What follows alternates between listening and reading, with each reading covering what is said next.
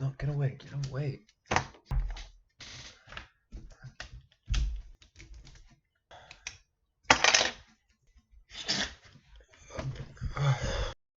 What's going on, guys?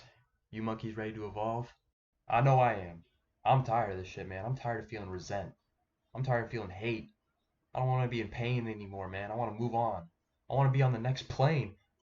Okay, but you're probably asking me, like, dude, that sounds like really groovy and jazzy, but how are we supposed to do that? Allow me to break it down for you. Alright, but hold on. Before we get into it, let's address this shitty camera we got going on. I mean, why do you care? Honestly. Like, you know who else had shitty camera quality when they were giving speeches? Martin Luther King, John F. Kennedy, a bunch of other people, I'm sure. You know? Yeah. Shut up and listen.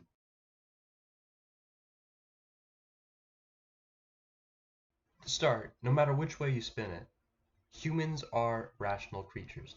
A lot of what happens in nature is actually very rational. Everything has a purpose. Okay, but like some of you may be going like, oh, but what about Trump supporters? You know, what about Biden supporters? They're all so irrational. And if you did say that, is that really the most irrational thing you can think of? I mean, there's fucking murderers in the world.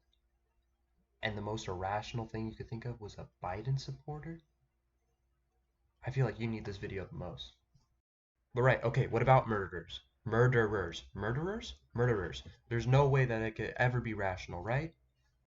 Okay, well, like, obviously no, right? Like, let's say this guy named Jerry, right? He's driving in his Hummer, and he sees my pregnant wife, and he's like, I'm gonna hit that bitch. Like, I'm gonna come up with some rationales that justify me murdering that man. I would be like, these people need justice. This is my wife. I need justice.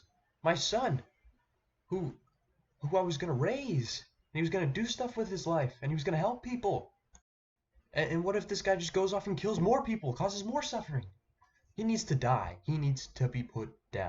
Alright, now that we justified killing someone, let's step into Jerry for a second.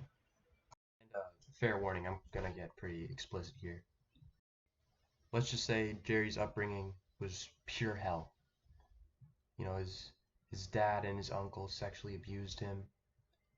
His mom was just always on drugs and allowed it to happen. You know, and later down the line, he was suffering with his sexuality. He wasn't sure whether or not he was gay because of what his dads did to him or just because he was like this. And you just know one day he can't take it anymore. You know, he steals a car. He's going 100 and a 25, and he kills a pregnant woman. The reason I get so explicit is because what is the difference of just putting it on a smaller scale? Like let's say a kid walks in the store and he takes a bag of chips, right? Do we blame that kid for his act of selfishness? Or do we blame society for not informing the child how that act of selfishness impacts the society as a whole? You know, and it's just like with Jerry. You know, it wasn't his fault, right? He didn't know any better. If he knew better, he wouldn't have done what he did. Now, I don't want you to get the wrong idea here. We still hold him accountable for his actions. Jerry is a sick individual. He was infected by something society implanted in him. So now it is our responsibility as a society to help heal him. So where does that leave me? You know, the guy with the dead wife and the dead kid. You know, where do I direct this excruciating anger? This right here. This is what the problem with society is. Because we want to keep things simple, even though we're so fucking complicated, we blame it all on one person and then just sweep all the other stuff under the rug. You know, and then we think we fixed everything. Like, he's in jail now. Well, what more problems do we have? He's not going to come back. He's not going to hurt anyone. And you see, this is what confuses us. We're so wrapped up in our anger that we can't see the bigger picture. Look, I was wrong in this scenario, but so was Jerry. And dividing us isn't going to solve our problems. Just like imagine this, like I'm so angry. I can't even look at his face. I just want him as far away from me as possible. And then it just goes like back to the tale as old as time. We isolate ourselves and then we start to wonder what's going on over there. We're starting to get scared. Like, oh, they wronged me in the past. Maybe they're trying to wrong me again. And so it's like, what do we do? Are we just hopeless? That's the thing. We're not. I'm using my words to communicate my feelings to you, and then you can do the same back to me, and then we can get an understanding of each other, right? Alright, now, to break it down even further, I'm going to pull up a funny little flowchart. Alright, so it starts off with the scared individual.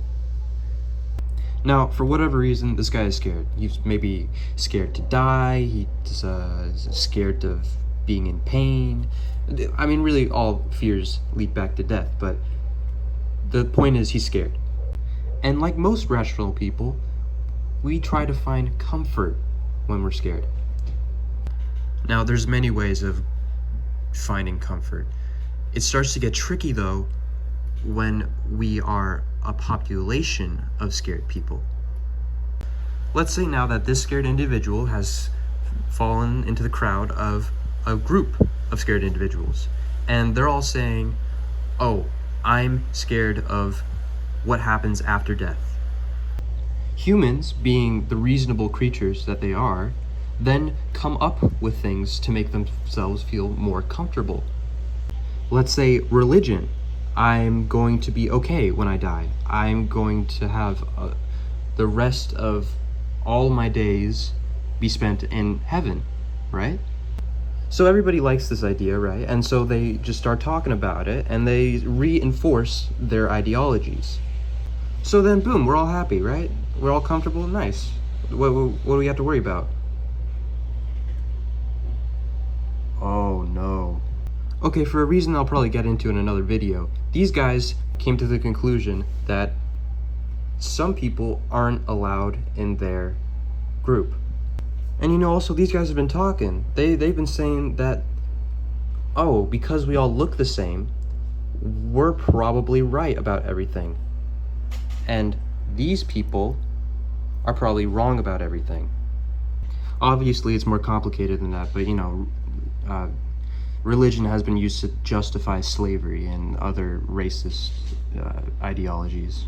So then, boom, these guys start doing whatever they want with these guys, and now these people are fucking pissed. So these guys, being rightfully angry, start going after these guys. But these guys, they're not realizing what they're doing to these people. They're thinking like, oh, wait, they're trying to take away our comfort. And so these guys just get angrier at these guys, and these guys get angrier at those guys, and then boom, boom, boom, boom, boom, boom, boom. It's just a vicious cycle. Now, because these guys are stuck in such a vicious and awful cycle, they start having some irrational thoughts. And this is where we get into these guys. Okay, so these guys are aware of what Scared Population 1 is doing to Scared Population 2. However, they are not Scared Population 2. They don't know what these guys have been through.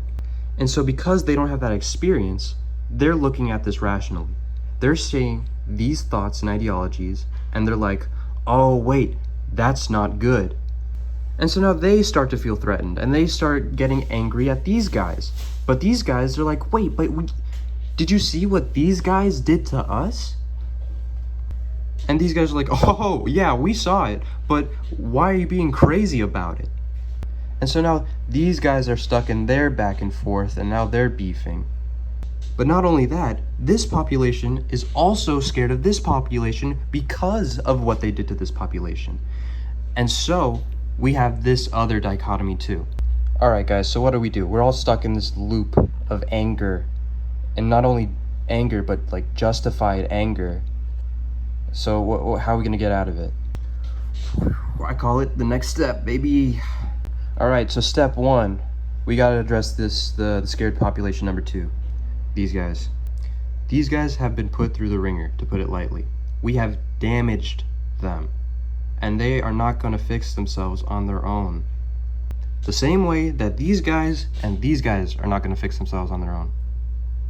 Alright, step 2. Addressing scared population number 1. These people have been so lost in the sauce for so long that it has done a lot of damage. Not because by other people, but just because they did it to themselves. So then, how do you fix them? Ba-blam! You gotta do what I'm doing right now. You gotta teach them. You gotta teach everyone. You gotta teach them how to live. You know, we're misguided. It's not our faults, but you know, it's not our fault. And then we're on step number 3. Moving on. Now, moving on is tricky, right? Like, we've committed so many atrocities. It's just like, at some point it can be unforgivable. But don't see it as like forgiving them. We got way too many emotions going on to ever do that. Just see it as just understanding them. Alright, so obviously my silly little flowchart doesn't solve all of our problems, right? That's I didn't even really go into step 1, right? I just kind of bullshit. But that's not what the purpose of this video is. The purpose of this video is to create a foundation of understanding. The sooner we start to understand each other, the sooner we can start addressing and fixing these problems. Now, there's also a lot of other problems I didn't address. We have greed, we have pride, we have lust, we have all these sins, right? Those are topics I'm going to address in another video, but I think that's all for now, honestly. Yeah, if you let me guys know what you think. I really think this is like the best way we can go about doing things. Like this is our next step. This is our next step in being a human. So yeah, let me know if you disagree. Love you guys.